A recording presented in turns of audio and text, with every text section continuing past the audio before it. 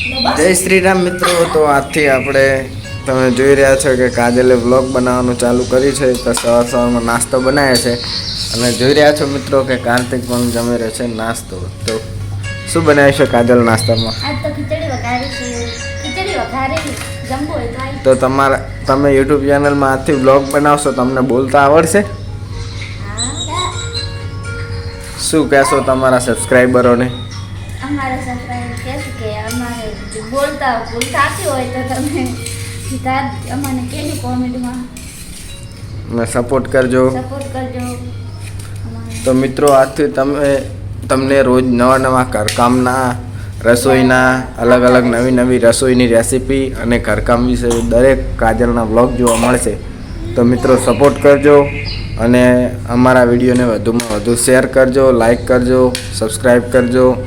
અને કોઈ મિત્રો હાલ નવા વ્લોગ બનાવીએ છીએ એટલે કોઈ ભૂલચૂક હોય તો ખરાબ કોમેન્ટ કરતા નહીં. જય માતાજી. તો ચલો નાસ્તો કરીએ છીએ, તમારે કરવો હોય તો આવજો. હેલો મિત્રો, તો તમારો ભાઈ આવી ગયો છે બપોરે ઘરે જમવા. તમને દેખાડું કે જમવામાં શું બનાવ્યું છે. તો કાજલ આજે જમવામાં શું બનાવ્યું છે?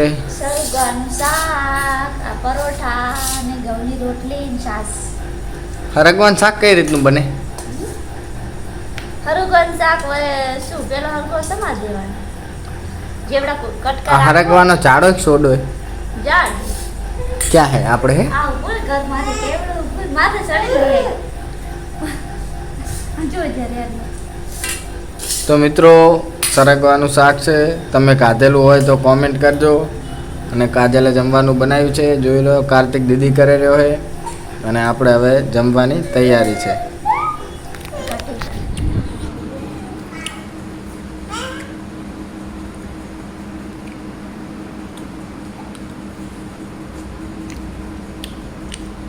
કાર્તિક શું ખાઈ રહ્યો? બોલતી